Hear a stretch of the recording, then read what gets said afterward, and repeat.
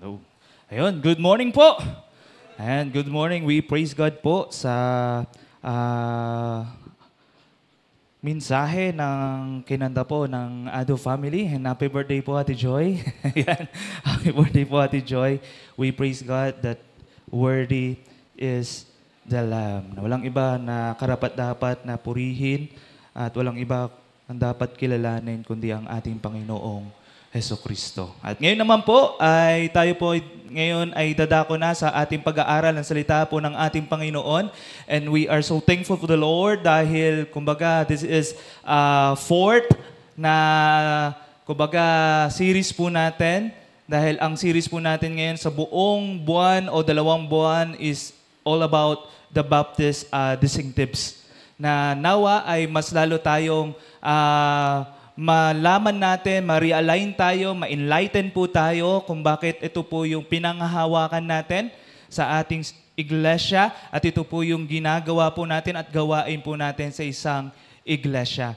Hindi ito kaparaanan para sabihin natin sa sarili natin na mas tama tayo, kundi ito po ay kumbaga makikita po natin na kumbaga tinuturo sa atin na mas lalo pa tayo magpakumbaba at makikita natin yung pagkakaiba natin sa ibang mga kapatiran po natin sa ibang mga kapatiran din po natin.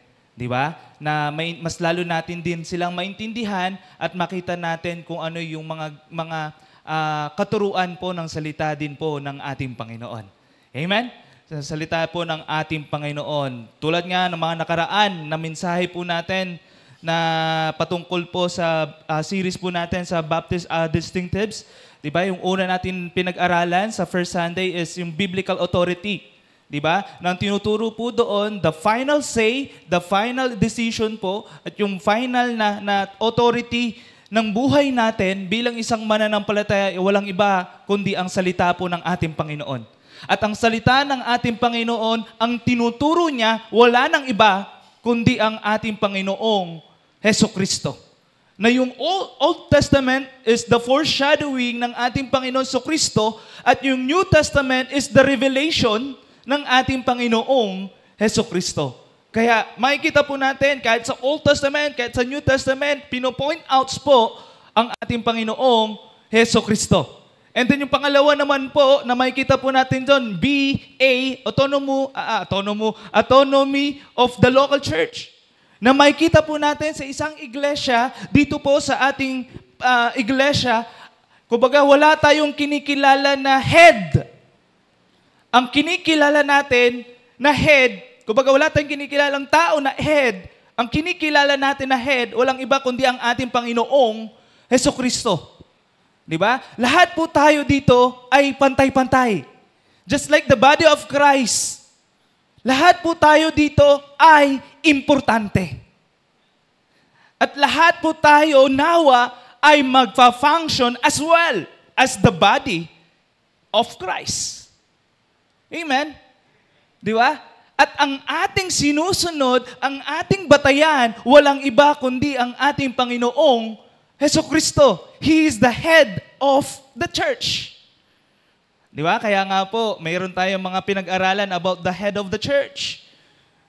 Di ba? Sa Colossians, sa Ephesians, kahit dun sa relasyon, sa mag-asawa, nandun pa rin yung, kumbaga, as you love your husband, as, Christ loved the church. Di ba? Na doon, pinapakita doon kumbaga, pinapakita doon yung, He is the head of the church. Sino? Walang ba kundi ang ating Panginoong Jesucristo. And last Sunday, ang napag-aralan naman po natin yung priesthood of all believers. Di ba?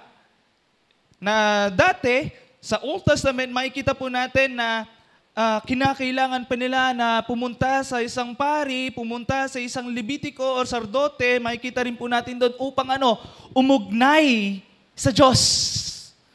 Di ba? At ganoon din, doon din sa Old Testament time, the custom of Israel is what? Kumbaga nag-o-offer sila kumbaga nagbo-burn offering sila, nagsasacrifice sila, and then yung mag-o-offer, hindi sila ang mag-o-offer sa harapan, sa presensya ng ating Panginoon, ng ating Diyos, walang iba kundi yung mga pari. Di ba? Kaya nga meron dong nag-aalay sila, yung mga Levitiko, sila yung kumbaga gumagawa ng pag-aalay, and then pagpasok doon sa templo, pagpasok doon sa tabernacle, sino ang papasok doon? Yung priest. And then doon sa custom na yan, makikita po natin doon, kumbaga sa lineage ni Aaron, di ba? Doon lamang, sila lamang yung maaaring makapasok sa templo. Doon sila lamang maaaring makapasok doon sa tabernacle, doon sa Holy of Holies. Di ba? Doon po sa Holy of Holies, sila lamang ang karapat-dapat na kumausap at makarinig ng salita ng ating Diyos. And that is the Old Testament time. But, nung dumating ang ating Panginoon Kristo, di ba? At siya ay napako doon sa krus ng Kalbaryo upang tubusin yung ating mga kasalanan, at hindi lamang doon, tinapos niya lahat ng mga bagay. Kasama na rin po ito. Kaya nga doon sa templo is picture out what? Yung pagsira ng curtain hanggang sa taas, hanggang sa baba. Na sinabi ng ating Panginoon na it is finished. Na wala ng curtains, wala ng limitasyon, wala ng boundaries, na ipag ikaw ay isang mananampalataya at kumilala sa ating Panginoon, ikaw ay malaya nang makalapit sa Kanya. Amen? Kumbaga, anytime, anywhere, pwede tayong lumapit ngayon sa ating Panginoon. Pwede na tayong kumausap sa ating Diyos. Because of what? Through the Lord Jesus Christ. Because He is what? Our high priest. Pero hindi lamang nagtatapos yun. Di ba? Tayo rin pala, bilang isang mananampalataya, tayo ay kasama na sa priesthood. Ibig sabihin, binigyan niya tayo ng responsibilidad. Hindi lamang tayo ay malayang makaugnay ngayon sa pamamagitan ng ating Panginoon Kristo. Tayo rin ay binigyan ng responsibilidad, ng pribilehiyo na maglingkod. Di ba? Na maglingkod, na mamagitan sa mga kapwa natin mga mananampalataya, sa kapwa natin mga tao. Na tayo, pwede na tayong ilapit yung mga kapatiran, yung mga kaibigan natin sa Diyos. Amen? And that is a privilege. Na dati hindi pwede. May selected lang. But now, dahil sa ating Panginoon Kristo, ikaw bilang isang mananampalataya, ikaw kumilala sa ating Panginoon, malaya ka nang pumunta, malaya ka nang kumausap sa ating Diyos. At malaya ka nang maglingkod sa ating Diyos. Hindi mo na kailangan na pumunta sa pare, hindi mo na kailangan pumunta sa akin para ikaw ay panalangin. Mismong ikaw ay pwede nang manalangin sa Diyos.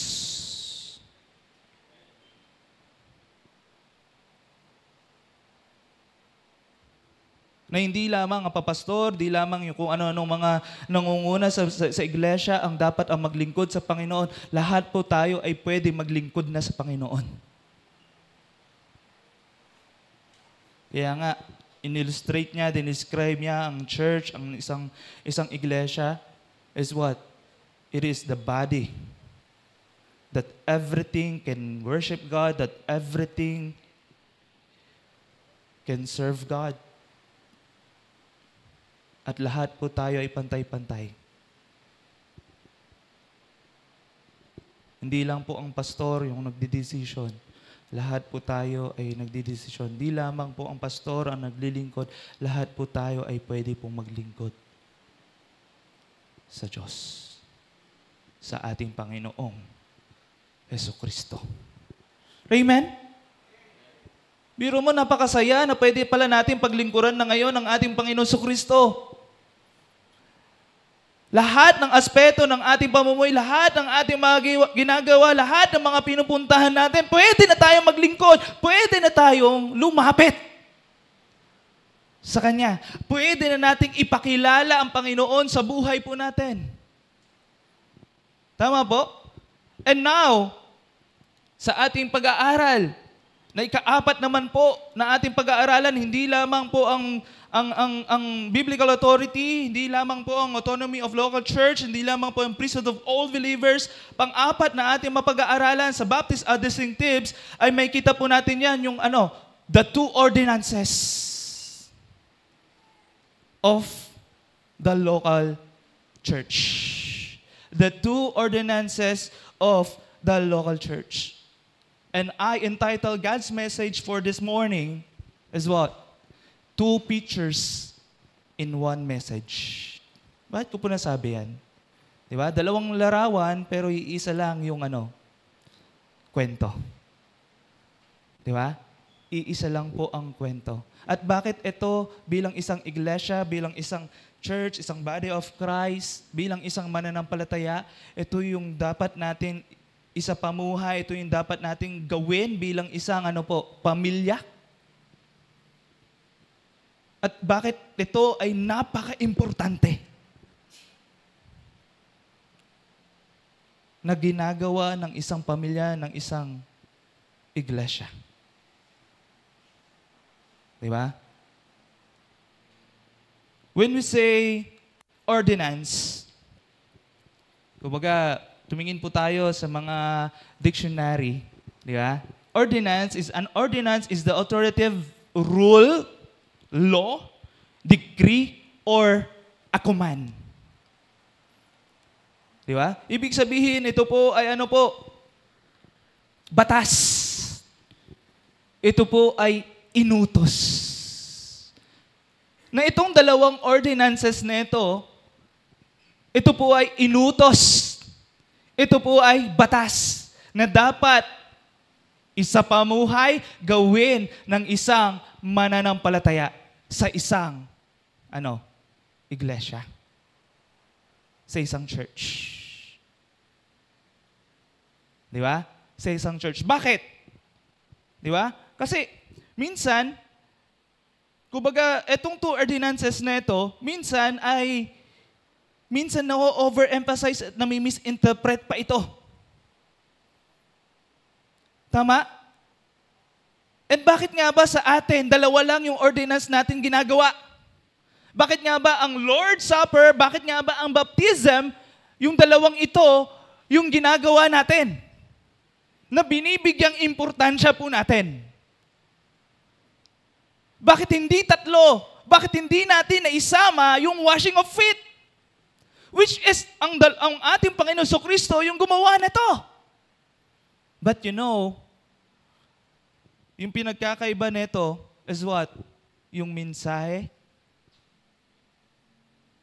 ng salita ng Panginoon. At yung history at sa mga ginawa ng mga mananampalataya. Na yung washing of feet doon lamang ginawa sa account ng ating Panginoong Jesucristo. Kasi kung gagawin po natin yan, edi lagi na rin tayo magpapako.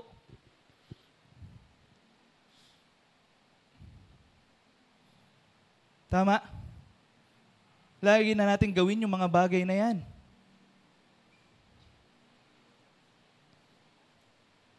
But the Lord Jesus Christ, ginawa niya ang bagay na ito in the context of what?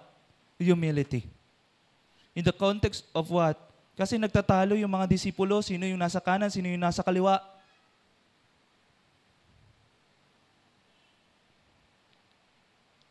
Na pagdating ng kingdom of God, sa pagdating ng ating Panginoon, nandun yung kingdom ng ating Panginoon, and then sabi niya, gusto ko sa kanan, gusto ko sa kaliwa. And then, ginawa niya itong practice na ito, ginawa niya itong dinescribe niya ito, yung custom nila na pag yung may bisita, di ba? Custom po nila ito eh. Pag may bisita, di ba? Isa sa mga accommodation nila is what? Huhugasan nila yung paa ng kanilang bisita. And pinipicture out doon yung pagpapakumbaba, pinipicture out doon yung service, pinipicture out doon yung pag-accommodate. That's why yung washing of feet is not part of ordinances? If yes, mangyayari niya, magkakagulo-gulo. At kung titingnan niyo po ang buong Bible, walang ginawa ang early church na washing of feet. Only the Lord Jesus Christ.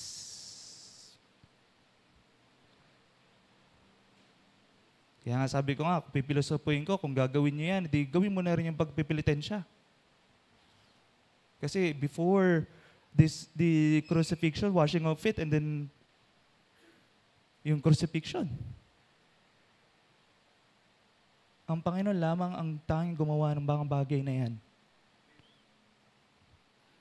At wala tayong katiting na dapat nating gawin yung bagay na yan dahil siya lamang ang dapat gumawa ng bagay na yan.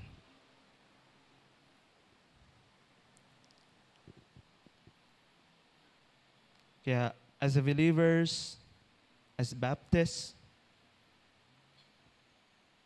ito po yung pinanghahawakan natin. Dalawa lamang na ordinances na gawain na importante ng ginagawa ng isang iglesia. Ang baptism at ang Lord's Supper. That's why ito po yung ating mensahe sa umaga pong ito. 2 pictures in one message. Parang isang okasyon. Diba? Parang isang okasyon, mahalagang okasyon, may kasal, may graduation, may birthday, at kung ano-ano pa. Diba? Meron tayong, madalas tayo ay lagi tayo nagpipicture-picture. Tama? Kumbaga, sa picture na yon is maraming mga nagpipicture, iba-ibang mga anggulo yung picture. Pero iisa lang yung mensahe. Diba? Yung event na yon, yung occasion na yon, birthday. Pero iba-iba yung mga nagpicture. Pero ang mensahe, may nag-birthday. Tama? Di ba? May nag-birthday. Sa graduation, iba-iba rin, iba-ibang mga mukha. Di ba? Pero ang pinaka-larawan, ang pinaka-focus, may graduation. Tama po? At ganun din po sa 2 ordinances na ito. Na dalawang ordinances, pero iisa lang ang mensahe. At pag-aaralan natin siya. Di ba? At pag-aaralan po natin siya.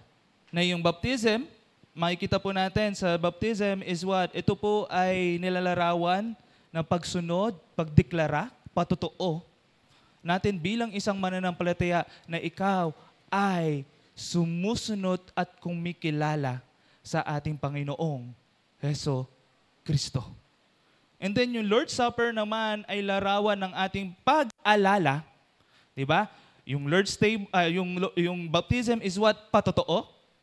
Yung Lord's Supper naman po ay pag-alala. 'Di ba? Pag-alala at pagpapahayag ng kanyang kamatayan hanggang siya ay bumalik. Di ba? Siya ay bumalik. At yan po yung isa sa mga mapag-aaralan po natin dito.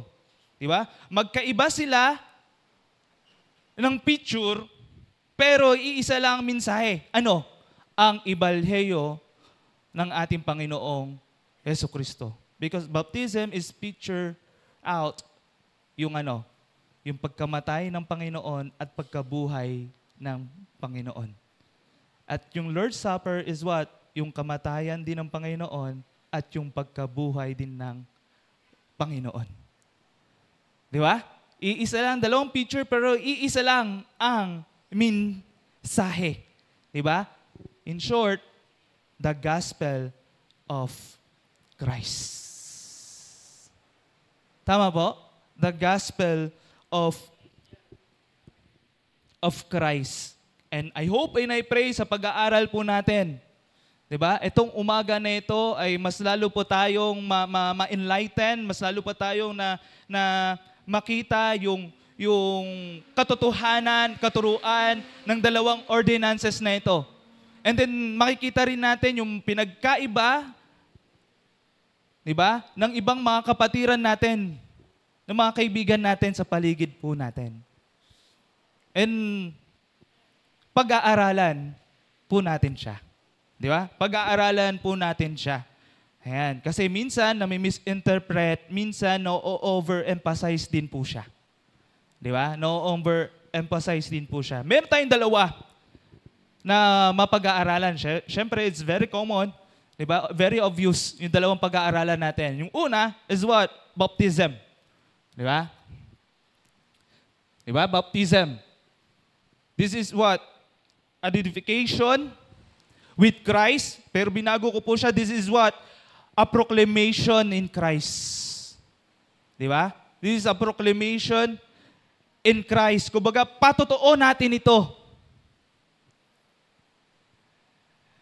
At identification din po natin ito na tayo po ay tagasunod na, ganap na tagasunod na ng ating Panginoon Kristo. Na talagang pinoproclaim natin, na talagang pinapatotoo natin, ako ay mananampalataya ng Panginoong Heso Kristo. Tagasunod ng ating Panginoong Heso Kristo. Sabi nga po in Matthew chapter 28 verse 19, di ba? Makikita po natin dyan, go therefore, make disciples of all nations, baptizing them in the name of the Father, of the Son, and the Holy Spirit. Kumbaga, this is the Great Commission na makikita po natin. And doon sa Great Commission, binanggit yung about doon sa baptizing them. Right? Di ba? Kung sa discipleship, this is the Great Commission na isa sa mga, kumbaga, bilang isang mananampalataya, lahat po tayo ay ano po, nung umahayo, lahat po tayo ay nagmi-make disciples, lahat din po tayo ay ano po, kumbaga, nagbabaptize. Tama? Di ba? Tayo lahat ay nagbabaptize saan? Hindi sa sariling pangalan natin, kundi sa pangalan ng ating Panginoong Heso Kristo. Sabi nga, in the name of the Father, of the Son, and the Holy Spirit. Kumbaga, siya lamang.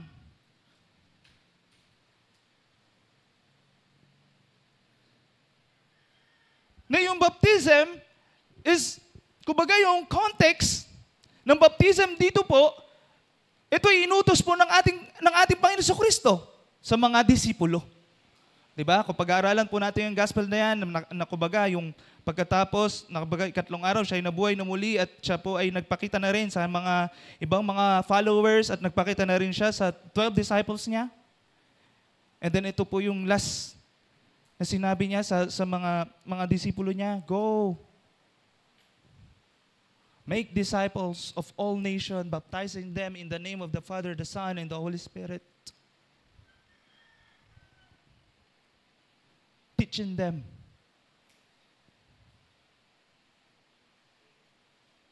Kaya una na makikita po natin to kung bakit ito ay importansya na ordinance na isang local church is because this is the command of God, of Christ. Siya mismo ang nagsalita dito. Amen? Siya mismo ang nagsalita dito. Siya mismo ang nag-utos dito na tayo po ay humayo, na tayo po ay magdisipulo, tayo po ay magbaptize. Ibig sabihin niyan, napaka-importante ito sa isang mananampalataya. Napaka-importante ito sa isang local church. Humayo, magdisipulo, magbaptize. At ito po ay utos ng ating Panginoong Heso Kristo. Meaning, dahil ito po ay utos ng ating Panginoong Heso Kristo, this is not an optional. Tama po? Hindi po ito option lamang. Okay lang kahit di ako na ako magpabaptize, kumilala naman na ako sa ating Panginoon.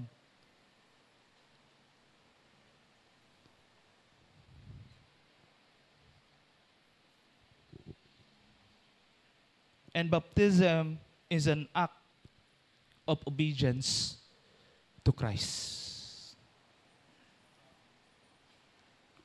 Pag ikaw ay kumilala sa Panginoon, pag ikaw ay sumampalataya sa ating Panginoon, at naunawaan mo ang gospel, ang kaligtasan ng ating Panginoon sa Kristo, isa sa mga act of obedience natin, ang pagsunod natin, is what? Sumunod sa tubig ng bautismo. Why? It's because pinipicture out dyan yung kamatayan ng ating Panginoon at pagkabuhay ng ating Panginoon.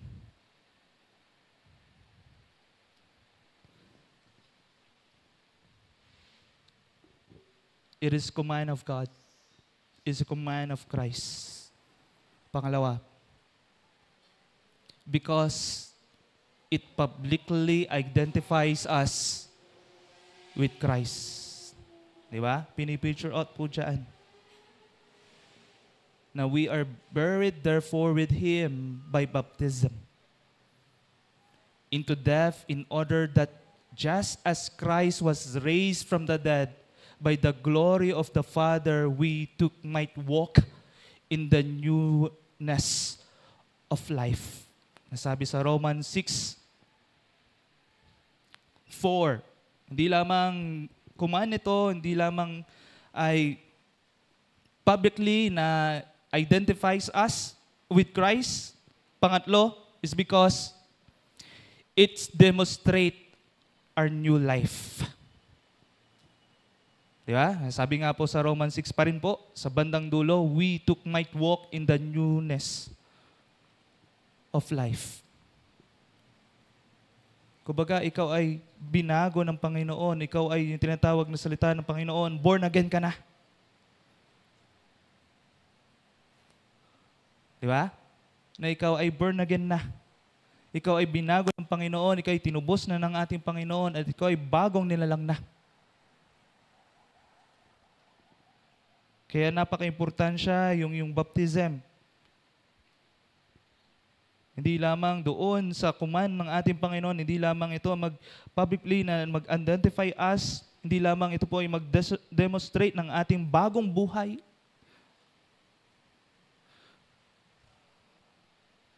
Because it identifies us with His church. So those who received His word were baptized, and there were added that day about 3,000 souls in Acts 2:41. Di ba? Ibig sabihin yan, when you commit to the Lord Jesus Christ, alam nga naman, hindi ka magkukommit sa isang iglesia. Pag ganyan, yung magiging mindset natin, yung attitude natin, yung principle natin, you are nominal Christians. You are just Christians lamang. Okay lang may kaligtasan. Tapos. Pero hindi ka nagkukumit sa gawain ng Panginoon. Ayaw mo mag-take ng responsibilidad. Ayaw mo mag-commit ng paglilingkod sa Panginoon. Lagi lang tayo nagpe-play safe.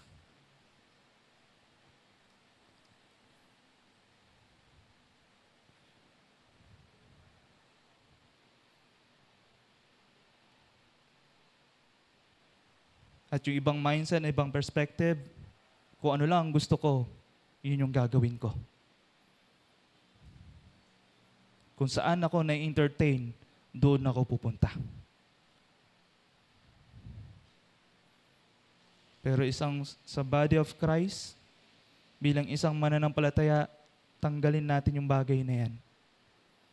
We as Christians in the body of Christ, tinawag tayo para hindi i-entertain. Tinawag tayo para tayo ay maglingkod.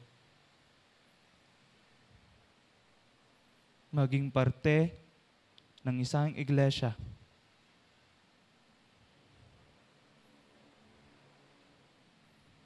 Para lumago, para maglingkod. Una sa Diyos at sa kapwa natin.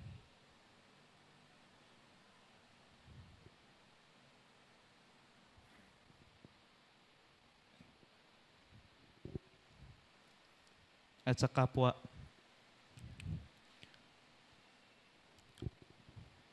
po natin. Di ba?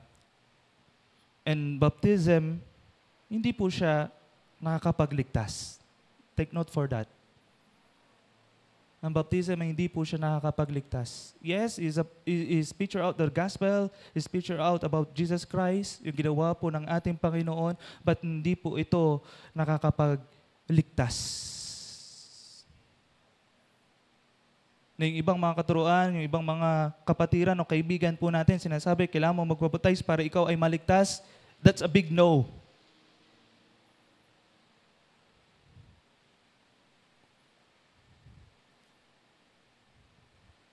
Mali po yun. Kaya sinasabi nila, pag ikaw ay naging parte ng isang iglesia na kanilang sekta is what? Ikaw ay ligtas kasi member ka nila. Hindi po. Hindi po ang pagbabaptize, hindi po ang pagme-member na ikaw ay maligtas. Kung bakit ka sumunod sa tubig na bautismo is because ikaw ay niligtas ng ating Panginoong Hesukristo. Amen? Na ikaw ay niligtas ng ating Panginoong Hesukristo. At kung bakit ikaw ay magkukumit ng isang local church is what? It's because ito po yung gusto ng ating Panginoon na ang isang mananampalataya makihalubilo sa kapwa niya mga mananampalataya. Na doon sila lalago, doon sila magpapalakasan, doon sila maglilingkod, doon silang makikiisa. At ang tanging goal is what? Purihin ang ating Panginoong Hesukristo. Amen?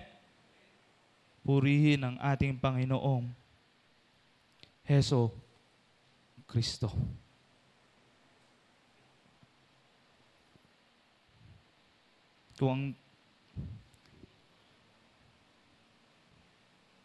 And why immersion? Diba? Nalaman natin bakit baptism. Una, ito ay command ng Panginoon, ito ay mag-identify sa atin, ito ay mag-demonstrate sa atin, ito ay, kumbaga, maging bilong tayo sa isang gawain ng isang body of Christ, mga kapwa, mga mananampalataya. And bakit immersion? Di ba? Bakit immersion? Immersion means, ikaw ay mag-dip, nilulubog sa tubig. Sa ibang mga paligid natin, may sprinkling, may pouring na ginagawa. But the Bible, basahin mo po ang Bible, ang buong Bible, walang sinabi dyan about pouring, about sprinkling. At ang meaning po ng immersion is what? In the Greek word, baptizo, literally means immerse or to dip. Meaning, nilulubog ka niya. Di ba? And this is the great picture ng ginawa po ng ating Panginoon. Remember doon sa why baptism? Pinipicture out yung kamatayan ng Panginoon at pagkabuhay ng Panginoon. Ang sprinkling ba, pinipicture out ang kamatayan ng Panginoon at pagkabuhay ng Panginoon? Ang puring ba ay pinipicture out yung kamatayan ng Panginoon at pagkabuhay ng Panginoon? Na wala yung essence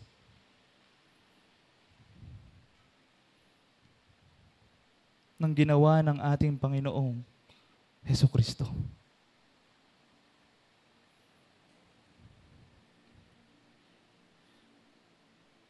At sa baptism, sa pagbabaptize, immersion. Bakit? Yung meaning ng baptize is to immerse. At ito rin po yung ginawa ng mga mananampalataya in the early church.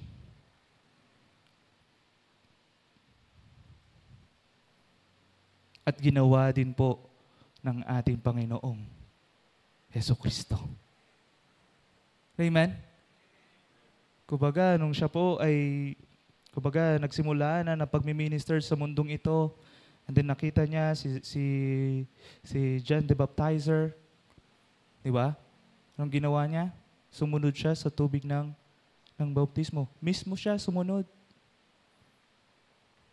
And then ito na rin po yung ginawa ng mga early church. Sa John, sa Gospel, sa Book of Acts, makikita po natin yan dyan. Na yung pinipicture out dyan na sila po ay nilubog. Kaya nga yung word doon is what? They are coming out from the water. Ibig sabihin, nilubog sila at umahon. Di ba? Ano pa? It's because it tells the full story. Yun nga po. Immersion pictures the whole gospel. Death, burial, and resurrection. Kaya tayo, pagdating sa baptism, immersion. Di ba? At pagdating din sa baptism, di ba? Alam mo na ikaw ay naunawaan mo ang gospel, ang kamatayan ng Panginoon, ang pagkalibing ng Panginoon, at pagkabuhay ng Panginoon. Di ba? At ikaw ay sumunod at sumampalataya sa ating Panginoon Kristo. At ikaw ay niligtas ng ating Panginoon Kristo. Ikaw ay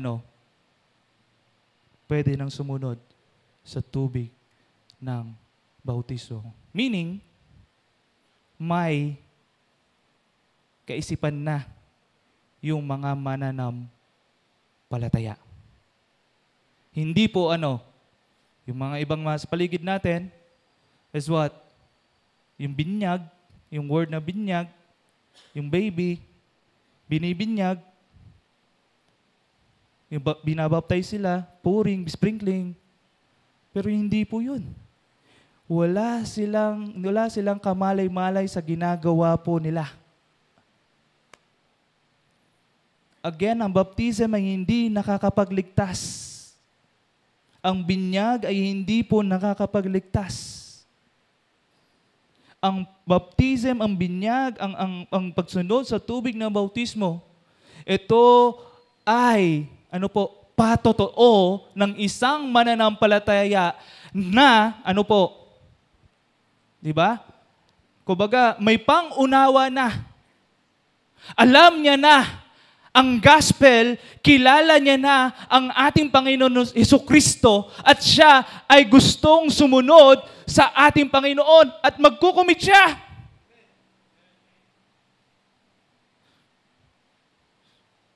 Kaya nga doon sa mga reforms, nakita ko po, di ba, sa mga reforms, si John Mack, naniniwala siya na may mga kaisipan niya lamang ang mga babaptize. Si R.C. Sproul, ang paniniwala niya, isang Presbyterian, Reformed Presbyterian, naniniwala siya sa infant baptism. But in the Word of God, di ba? Pag-aralan mo kahit sa Old Testament pa yan. Yung patungkol sa baptism, yung pagsunod sa pagtotoo sa ating Panginoon Kristo ay meron ng kaalaman. Hindi pwedeng nasa process yung kaligtasan.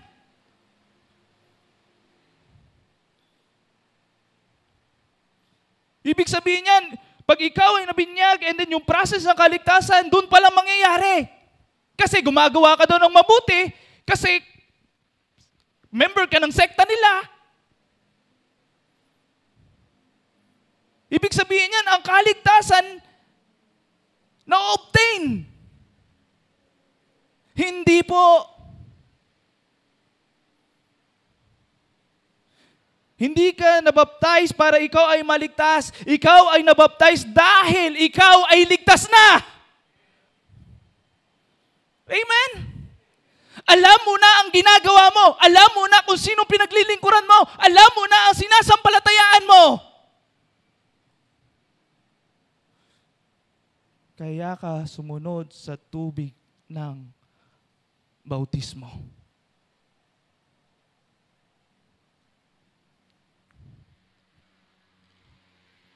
Hindi rin po ito nakakatanggal ng kasalanan.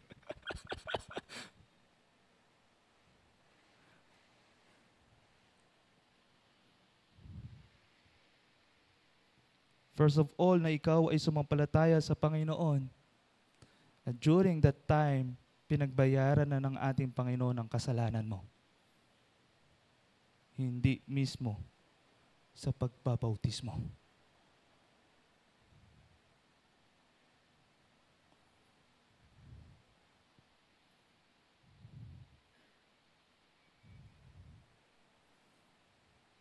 Hindi mismo sa pagbabautismo. So why baptism? First is command.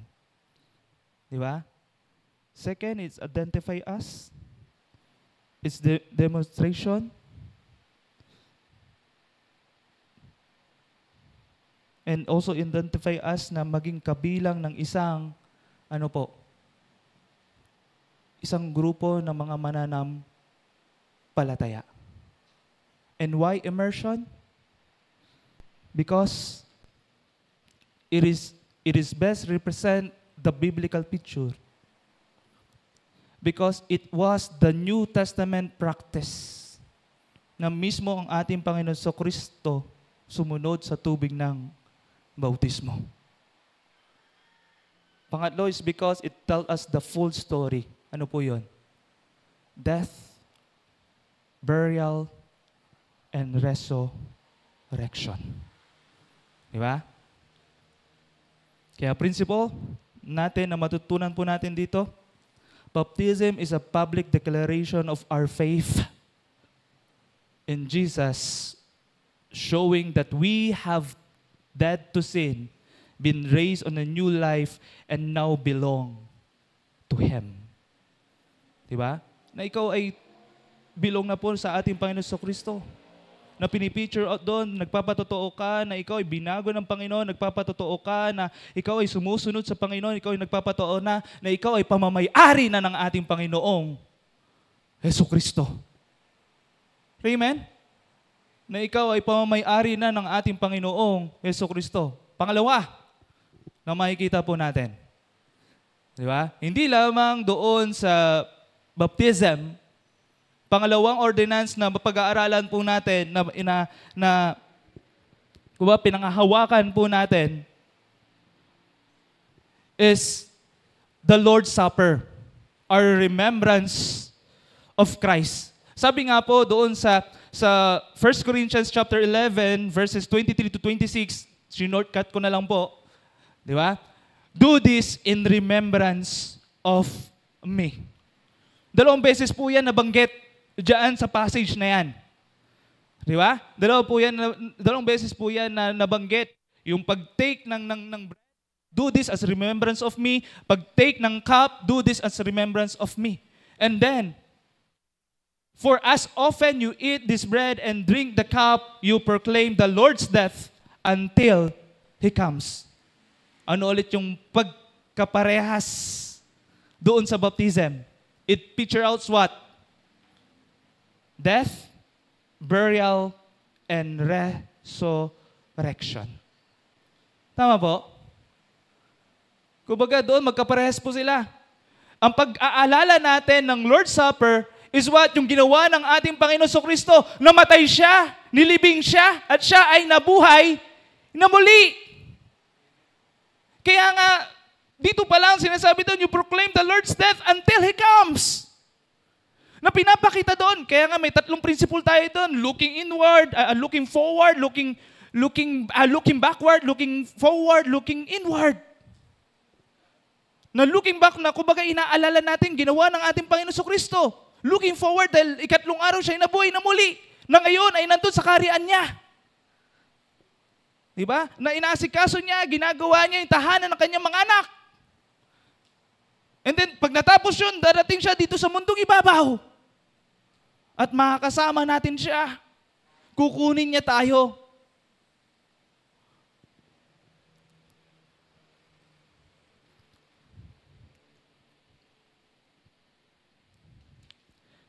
nakukunin niya po tayo. Na yung context dito naman sa 1 Corinthians nito na ating ginamit is what? Yung mga Corinthians church nakakalimot na.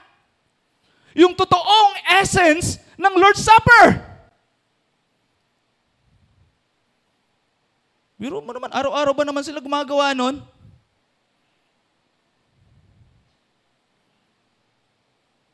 Biro mo naman, sa paggawa na yun, ginawa nilang piyesta.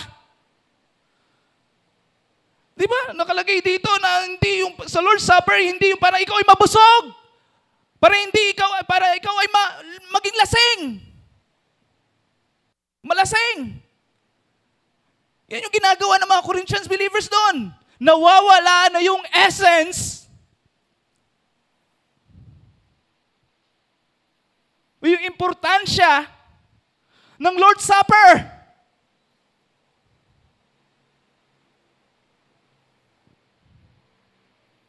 Nagkakaroon na ng wrong motive. Kaya nga dun sa Corinthians na yun, matindi yung discussion nila dyan. Pati ba naman sa Lord's Supper, naabuso nila?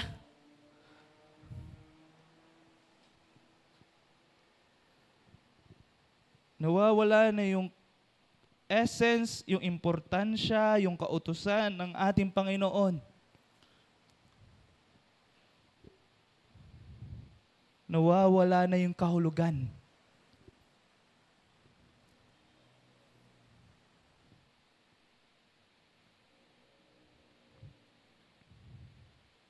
Ng Lord's Supper, ng pagkukommunion.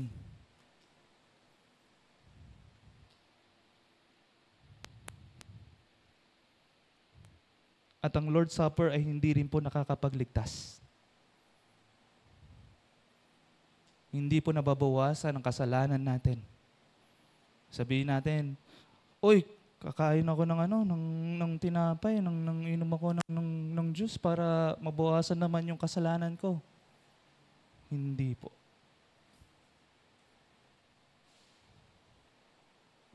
Hindi po yan yung essence ng Lord's table, ng Lord's Supper.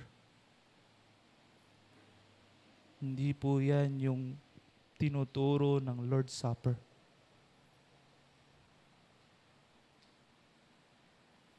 Uy, kakain ako na ito, inom ako na ito para gumaling ako. Hindi rin po. Tanging ang pangalan lamang ng ating Panginoon at ang ating Panginoon lamang ang magpapagaling sa'yo. Hindi sa mga elements na ito.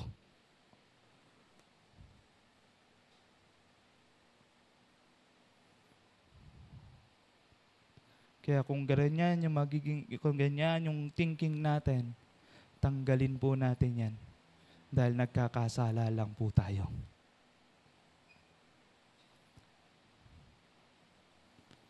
Dahil nagkakasala lang po tayo. Ginagawa mo, inaalala mo ang Lord's Supper, ginawa ng ating Panginoon dahil niligtas ka niya. Hindi para iligtas ka niya. Dahil niligtas ka na niya. Naunawaan mo yung ginawa ng Panginoon. Naunawaan mo yung gospel. Naunawaan mo at sinumampalataya ka sa ating Panginoong Hesukristo.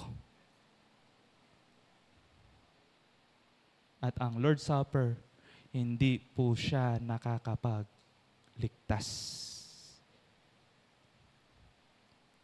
Ginagawa po natin yan is because ikaw na ngayon ay kumilala sa Panginoon. Meaning, ikaw ay ligtas na at inaalala mo yung ginawa ng Panginoon na sinampalatayaan mo. Amen?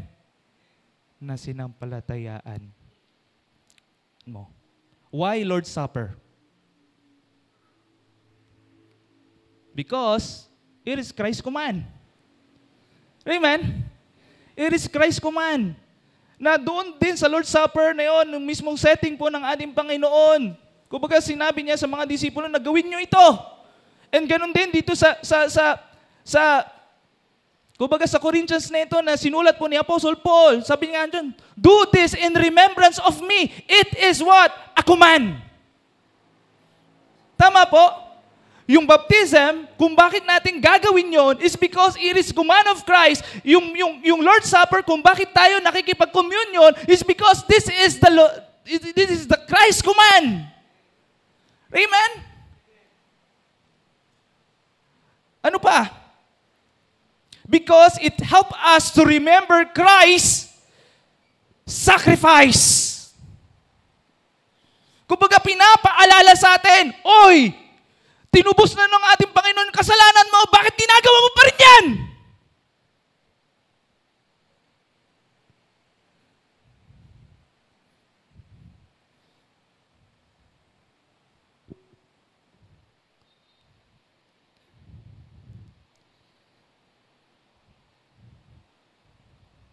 Brothers and sisters in the Lord,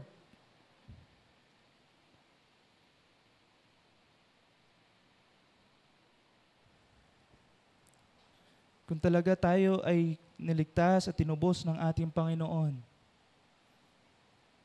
dapat tayo binago niya na yan. Yung mga kasalanan natin na ginagawa noon, ito ay binago niya na. Tinubos na ng ating Panginoon. At itong mga bagay na ito, hinawa ay wala na to sa buhay natin.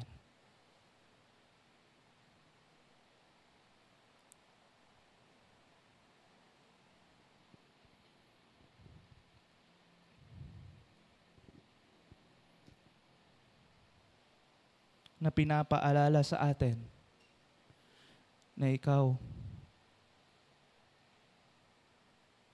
ay tinubos ng Panginoon, na ikaw ay kabilang na ng pamilya po ng ating Panginoon, na ikaw ay isang mananampalataya. Amen?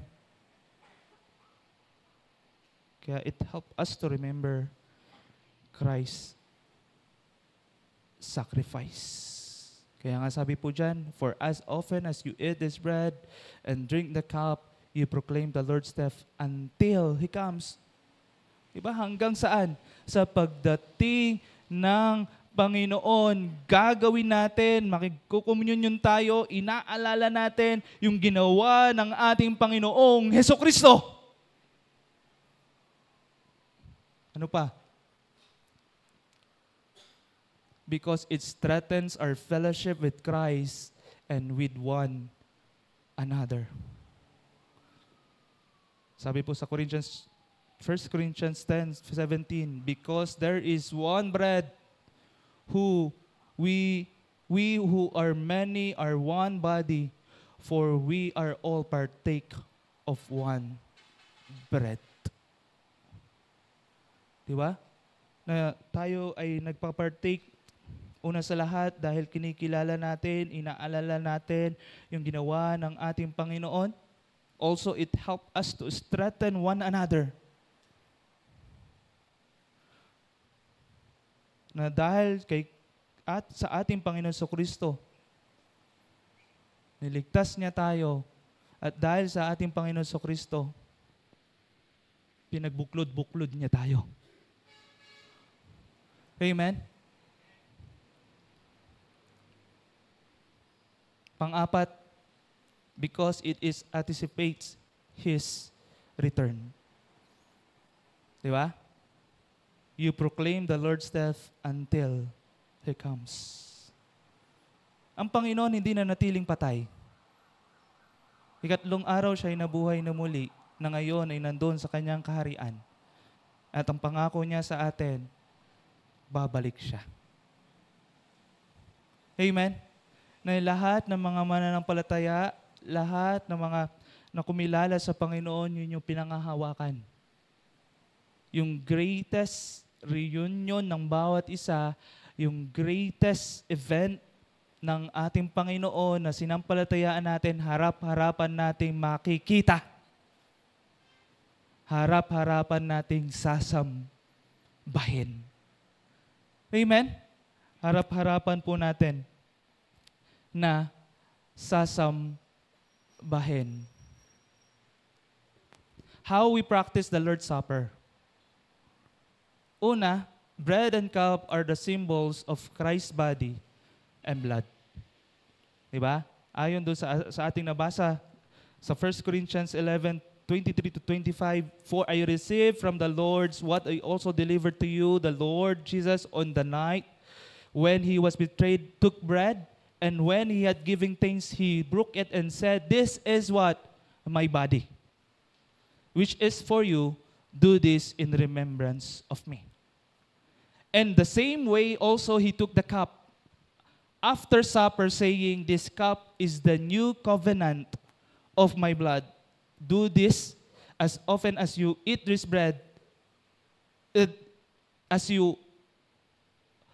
often as you drink it in remembrance of me.'" So it's picture out yung ano po, katawan ng ating Panginoon, yung bread, di ba? At yung cup, yung blood, di ba? At ito po ay hindi ito isang literal. Iba, ginagawa po nilang literal ito. Yung elements na ito, itong dalawang elements na ito, ginagawa na lang literal. Kaya, kumbaga, bread lang yung pinapakain. Bread lang yung ino-offer, hindi po yung cup. Kasi they do believe that the Old Testament is still, di ba? Pero, ang katanungan naman doon, bakit sila lang umiinom ng cup? Dapat dalawa. Tama po? Dapat dalawa. Nagko-communion tayo, nagpe-fellowship tayo sa ating Panginoon Jesucristo, sa bawat isa, dapat dalawa yung ino-offer.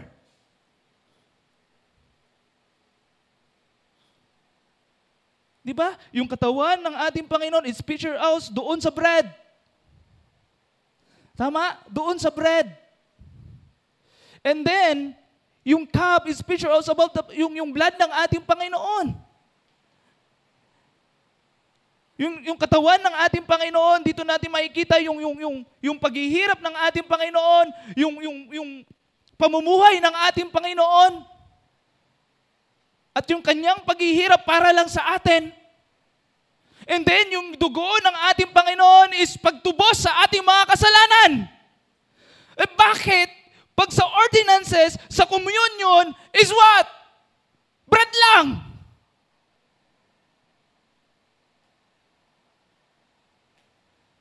Yan ang hindi ko po maintindihan.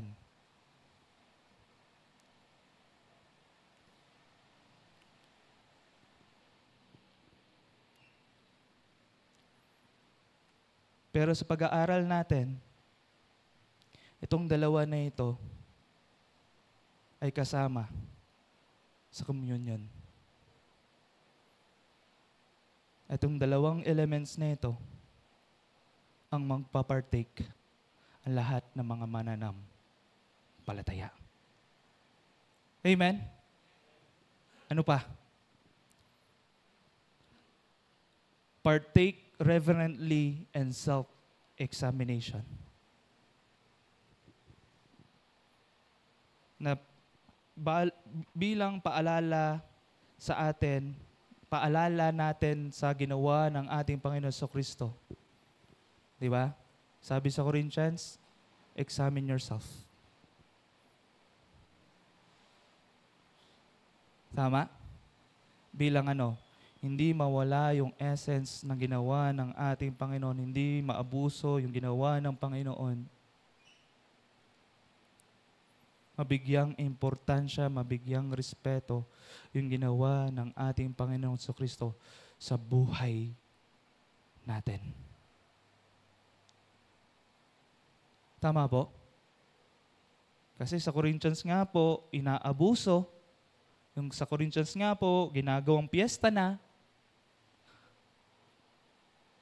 Nawawala yung essence sa ginawa ng Panginoon na tinubos yung kanilang mga kasalanan. Na nagsuffer ang ating Panginoon Jesucristo sa kanila.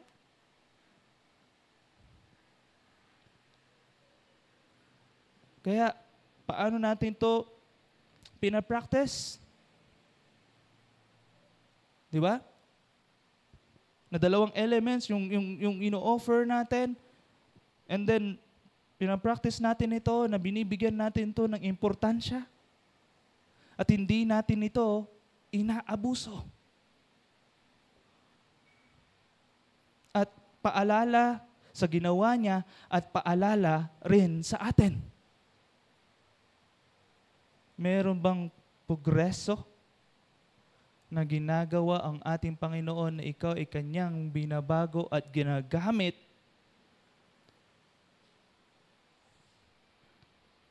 para tayo po ay magbigay ng papuri at paglilingkod sa Diyos?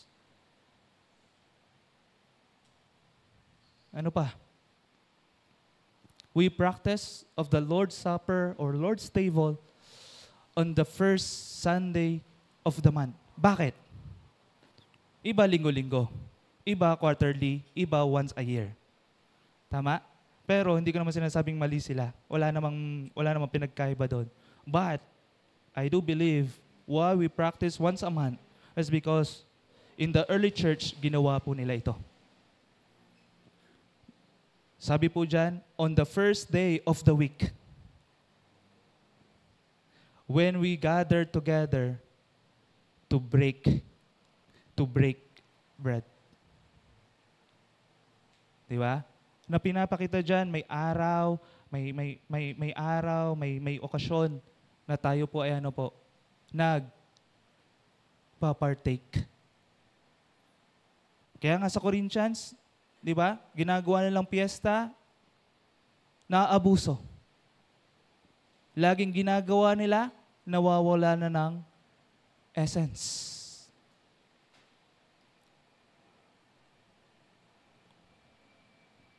Nagiging tradisyon na lang. Tama po?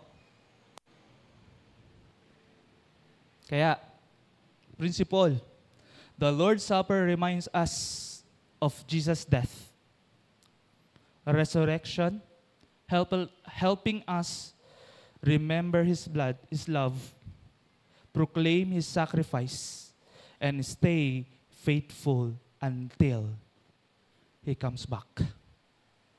Amen? Na yung Lord's Supper, ito yung nagre-remind po sa atin sa kamatayan po ng ating Panginoon.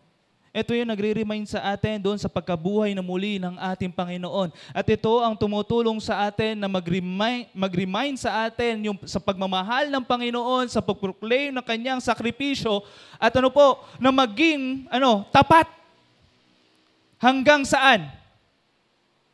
Sa kanyang pagdating. Amen? Hanggang sa kanyang pagdating. Kaya, di ba? Makikita natin yan. 2 pictures. Tama? 2 pictures, 1 message. The baptism, picture out about, kamatayan ng Panginoon, muling pagkabuhay ng ating Panginoon. Lord's Table, Lord's Supper, picture out, kamatayan ng ating Panginoon at pagkabuhay ng ating Panginoon. The Gospel. Diba? Yung Gospel ng ating Panginoong Jesucristo. Kung bakit hindi natin ginagawa ang humility, ang washing of feet, pero ba dong kamatayan? Meron ba dong pagkabuhay? Wala. Tama po? Sa baptism and Lord's Supper, inutos po ito ng ating Panginoon.